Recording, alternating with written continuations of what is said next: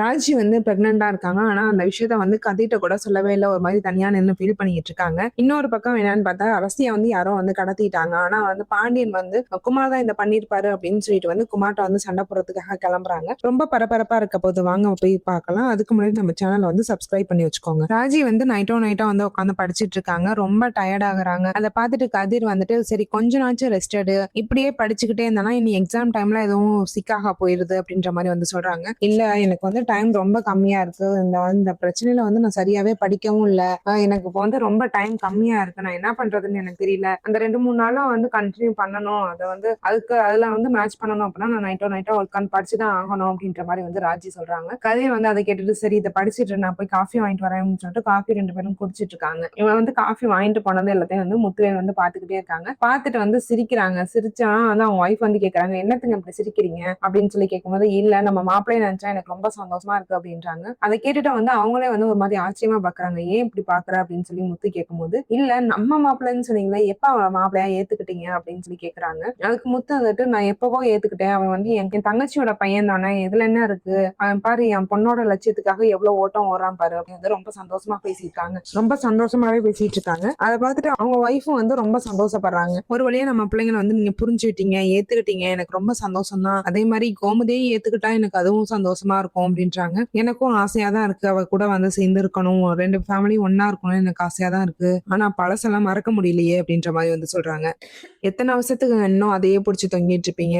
அவங்களுக்குன்னு பிள்ளைங்களாச்சு நம்ம பிள்ளைங்களுக்கும் நம்மளுக்கும் பிள்ளைங்க ஆச்சு. இன்னமும் இந்த கோவத்தை வச்சுட்டே சுத்திட்டு இருக்கீங்க. கொஞ்ச நாச்சு இறங்கி வாங்க அப்படின்ற மாதிரி வந்து சொல்றாங்க. ஆனா வந்து அவர் எதுவுமே காதுல வாங்காத மாதிரியே போயிடுறாங்க. இந்த பக்கம் அரசிகிட்ட வந்து காந்திமதி வந்து பேசிட்டு இருக்காங்க. என்னடி காலேஜ் எல்லாம் போறியா அப்படின்ற மாதிரி சொல்றாங்க. ஆமா மச்சி இப்பதான் போகணும் கிளம்பணும் அப்படின்ற மாதிரி வந்து சொல்றாங்க. காலேஜ்ல எல்லாம் பசங்க எல்லாம் இருக்காங்களா அப்படின்னு சொல்லி கேட்கும்போது என்ன மச்சி சொன்னீங்க அப்படின்னு சொல்லி கேக்குறாங்க. நீ பாட்டுக்கு வேற ஏதாச்சும் பிடிச்சிருக்குன்னு கூட்டிட்டு வந்து நின்றாதடி என் பேரன் ஒருத்தன் இருக்கான் கனவு நினைச்சுக்க அப்படின்ற மாதிரி வந்து சொல்றாங்க. அதை கேட்டுட்டு அரசி வந்து அமைச்சு உங்களுக்கு வந்து ரொம்ப போயிட்டே இருக்கீங்க. இருங்க நான் ஒரு நாள் இல்லைன்னா ஒரு நாள் அப்பாட்ட சொல்லி வைக்கிறேனா இல்லையான்னு பாருங்க அப்படின்னு சொல்றாங்க. நீ சொல்லலாம் 2 பேரும் கன்ஃபார்ம் பண்ணதுக்கு அப்புறம் சொல்லலாம் அப்படின்றாங்க. அமைச்சி நீங்க சும்மாவே இருக்க மாட்டீங்க நான் கிளம்புறேன் போங்க அப்படின்னு சொல்லி வந்து அரசி வந்து கோவமாவே கிளம்பிடுறாங்க. இந்த பக்கம் வந்து ராஜியை காமிக்கிறாங்க. ராஜி வந்து பிராக்டிஸ்க்காக வந்திருக்காங்க. அந்த டைம்ல வந்து அவங்களுக்கு ஒரு மாதிரி தலை சுத்துற மாதிரி இருக்கு. தலை சுத்தினோன்னா உடனே வந்து உட்காந்துடுறாங்க. அப்ப வந்து அவங்க கூட படிக்கிற ஒருத்தவங்க வந்து வராங்க. என்னாச்சுப்பா ஏன் இப்படி டயர்டாகி உட்காந்துட்டா அப்படின்னு சொல்லி கேட்கும்போது தெரியல எனக்கு ஒரு மாதிரி தலை சுத்துது அப்படின்னு சொல்றாங்க. தலை சுத்துதா ஏன் என்னாச்சு அப்படின்னு சொல்லி கேக்குறாங்க.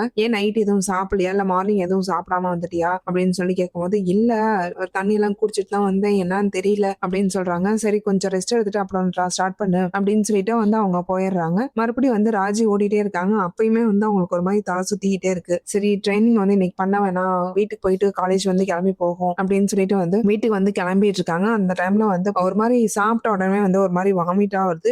உடனே போய் வாமிட் பண்ணிடுறாங்க. அதை பார்த்துட்டு வந்து கதிர் வந்து ரொம்ப பயப்படுறான். என்னாச்சு ஏன் இப்படி வாமிட் பண்ற அப்படின்னு சொல்லி கேட்கும்போது என்னன்னே தெரியல கதிர் காலையில இருந்து ஒரு மாதிரி உடம்பு சரியில்லை அப்படின்னு சொல்றாங்க. அதை பார்த்துட்டு கோமதி வந்துட்டு ஏன்டி என்னாச்சு அப்படின்னு சொல்லி கேக்குறாங்க. என்னன்னு தெரியல ஒருவேளை நைட்டு உட்காந்து கண்ணு முழிச்சு படிச்சது அவ இருக்கும் அதுவே இது ஒரு மாதிரியா இருக்கு அவன் ஒரு மாதிரி தலை சுத்துற மாதிரிலாம் இருக்கு அப்படின்னு சொல்றாங்க. அதை கேட்டுட்டு வந்து காந்திமதி வந்து ஒரு மாதிரி டவுட் ஆகுறாங்க. என்னடி ஆச்சு அப்படின்னு சொல்லி கேட்கும்போது தெரியல அம்மாச்சி நான் கிளாஸ்க்கு போகணும் நான் போயிட்டு வந்து பார்த்துட்டு அப்புறமா பாத்துக்கிறேன் அப்படின்னு சொல்லிட்டு உடனே வந்து ஹாஸ்பிட்டல் எல்லாம் கூட போகாம அங்க வந்து கிளாஸுக்கு வந்து வந்துடுறாங்க. கிளாஸுக்கு வந்துமே வந்து அவங்களுக்கு ஒரு மாதிரி வாமிட்டிங் சென்சனாகவும் தலை சுத்துற மாதிரியுமே இருந்துட்டே இருக்கு. இங்க வந்து மென்டாஸ்ட வந்து சொல்லிட்டு ஹாஸ்பிட்டல் வந்து கிளம்பி வராங்க.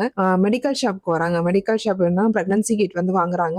டேட் வந்து தள்ளி போயிருக்கும் போல அப்படின்னு நினைச்சிட்டு பிரெக்னன்சி கிட் வாங்குறாங்க. சரி இதுக்கும் வந்து செக் பண்ணி பார்ப்போம். செக் பண்ணிட்டு அதுக்கப்புறம் என்ன ஆச்சுன்னு பாத்துக்கலாம் அப்படின்னு சொல்லிட்டு வந்து அவங்களாதான் வந்து வாங்கிட்டு வந்து செக் பண்றாங்க. ஆனா வந்து பாசிட்டிவ்னு வந்துருது. அதை பார்த்துட்டு வந்து ஒரு மாதிரி சந்தோஷமும் போடுறாங்க. ஆனா வந்து என் லைஃப் வந்து இதுலயே போயிருமோ அப்படின்ற மாதிரி ஒரு பயமும் இருக்கு. இந்த சொல்லலாமா வேணாமான்னு யோசிச்சுட்டே இருக்காங்க. சொல்றதானாலும் யார்கிட்ட சொல்றது அப்படின்னு சொல்லிட்டு சரி மீனா காட்ட கேட்டு பார்ப்போம் அப்படின்னு சொல்லிட்டு வந்து மீனாவுக்கு வந்து போன் பண்றாங்க. அந்த டைம்ல வந்து மீனா வந்து என்ன ராஜி இந்த நேரத்துல பண்றா அப்படின்னு நினைச்சிட்டு வந்து போன் எடுக்கிறாங்க. எடுத்துட்டு என்னாச்சு ராஜி ஏன் ஒரு மாதிரி இருக்க வாய்ஸ் எல்லாம் ஏன் ஒரு மாதிரி டல் ஆகுது என்னாச்சு அப்படின்னு சொல்லி கேட்கும்போது அக்கா ஒன்னும் இல்ல நான் ஒரு முக்கியமான விஷயம் சொல்லணும் உங்களை நேர்ல பார்த்து சொல்லலாமா இல்ல என்னன்னு யோசனையா இருக்கு அப்படின்றாங்க. என்னாச்சு ராஜி எது வந்தாலும் சொல்லு எங்க வரணும்னு சொல்லு நான் வரேன் அப்படின்னு சொல்லி சொல்றாங்க. இந்த காஃபி ஷாப் வந்துருங்க அப்படின்னு சொல்லிட்டு காஃபி ஷாப்ல வந்து 2 பேரும் உட்காந்து பேசிட்டு இருக்காங்க. என்னாச்சு ராஜி ஏன் எதுவும் பிரச்சனையா ஏன் ஒரு மாதிரி டல்லா இருக்கு அப்படின்னு சொல்லி கேக்குறாங்க. இல்லக்கா நான் வந்து பிரெக்னெண்டா இருக்கேன் அப்படின்றாங்க. அதை கேட்டுட்டு வந்து மீனா வந்து ரொம்ப சந்தோஷப்படுறாங்க. ரொம்ப சந்தோஷம் ராஜி எனக்கு ரொம்ப சந்தோஷமா இருக்கு. நீங்க லேட்டா லைஃப் ஸ்டார்ட் பண்ணாலும் வந்து ஒரு குட் நியூஸ் வந்து நீ எனக்கு சொல்லியிருக்க எனக்கு ரொம்ப சந்தோஷமா இருக்கு அப்படின்றாங்க. இல்லக்கா எனக்கு வந்து இது வேணான்னு தோணுது அப்படின்றாங்க. அதை கேட்டுட்டு மீனா வந்துட்டு என்னடி சொல்ற,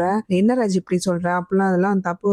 உனக்கு வந்து கடவுள்னு கொடுத்தது அதை வந்து நீ அழிக்க கூடாது, நீ வந்து பெத்துக்க அப்படின்ற மாதிரி வந்து சொல்றாங்க. அதை கேட்டு ராஜ் வந்து இல்லக்கா நான் இப்போ வந்து குழந்தை குடும்பம் இப்படி ஆயிட்டேன்னா என் லட்சியம் இதோட நின்னு போயிடும், நான் படிச்சதெல்லாம் வேஸ்டா போயிடும், எனக்கு இந்த ஒரு வாரத்துல 2 வாரத்துல வந்து எக்ஸாம் இருக்கு, எக்ஸாம்ல ஒருவேளை நான் பாஸ் பண்ணிட்டேன் அப்படின்னா நான் ட்ரைனிங் போகணும், ட்ரைனிங் டைம்ல பிரெக்னன்சி வந்து பாசிபிள் கிடையாதுக்கா அப்படின்றாங்க. சரிடி நீ வந்து முதல்ல கதிட்ட பேசுனியா அப்படின்றாங்க.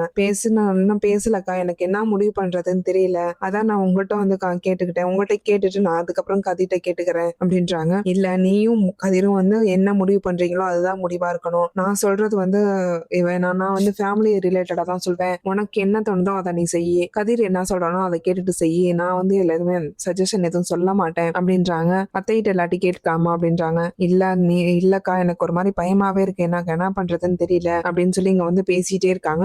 சரி விடு பாத்துக்கலாம், ஆனா வந்து நீ கதிட்ட வந்து சொல்லி டிஸ்கஸ் பண்ணி நீங்க 2 பேரும் முடிவு பண்ணுங்க அப்படின்ற மாதிரி வந்து சொல்லிடுறாங்க. அதே டைம் வந்து இங்க அரசியை வந்து காமிக்கிறாங்க. அரசி வந்து காலேஜ் போயிட்டு ரிட்டர்ன் வந்துட்டு இருக்கும் போது 4 பேர் வந்து ஃபாலோ பண்ணிட்டு பின்னாடியே வந்துகிட்டே இருக்காங்க. அரசி வந்து திடீர்னு திரும்பி யாரா நீங்க, எதுக்குடா என் பின்னாடியே வரீங்க அப்படின்னு சொல்லி கேட்கும்போது அப்படியே வாயை பத்தி வந்து கார்ல போட்டு கடத்திட்டு போயிடுறாங்க.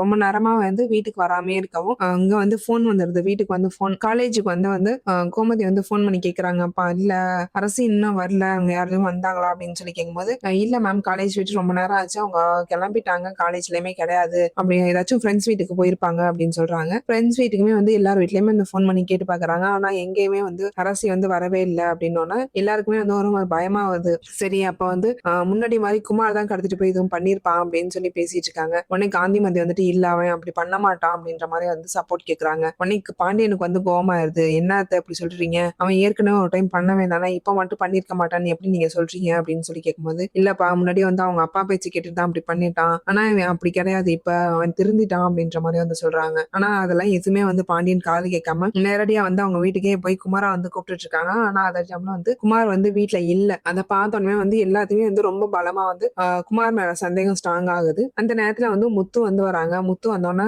எங்கடா புள்ள கூப்பிடுறா அப்படின்னு சொல்லி கூப்பிடும்போது என்னாச்சு, எதுக்கு இப்ப வந்து கத்திட்டு இருக்கீங்க அப்படின்னு சொல்லி கேக்குறாங்க. என் பொண்ணை காணோம், அவன் தான் வந்து கடத்திட்டு போயிருக்கான், ஒழுங்கா சொல்லுங்க எங்க வச்சிருக்கீங்கன்னு சொல்லுங்க அப்படின்னு சொல்லி கேக்குறாங்க. அந்த டைம்ல கரெக்டா வந்து குமார் வரான். குமார் வந்தோன்னா எங்கடா என் பொண்ணு அப்படின்னு சொல்லி வந்து பாண்டியன் வந்து குமாரை வந்து அடிச்சிடுறாரு. அதை கேட்டுட்டு வந்து குமார் வந்துட்டு இல்ல நான் இப்பதான் வந்து வேற வேலை விஷயமா வெளியே போயிட்டு வரேன், எனக்கு எங்கன்னு தெரியாது, நான் அன்னைக்கு அரசியை பார்க்கவே இல்லை அப்படின்றாங்க. ஏய் ஒழுங்கா சொல்லிடு, என் பிள்ளைய என்கிட்ட கொடுத்துடுறா அப்படின்ற மாதிரி வந்து எல்லாருமே பயங்கரமா அழுகுறாங்க. ஆனா அரசியை வந்து வேற யாரோ வந்து கட்டி போட்டு வச்சிருக்காங்க. யாருன்னு பார்த்தா வந்து சக்திவேல் தான் வந்து கடத்தி வச்சிருக்காரு. அவரை பார்த்த உடனே வந்து அரசி வந்து ரொம்ப ஷாக் ஆகுறா. இதோட வந்து கதை முடியுது. நாளைக்கு எபிசோட் பார்க்கலாம். அதுக்கு முன்னாடி நம்ம சேனலை சப்ஸ்கிரைப் பண்ணி வச்சுக்கோங்க.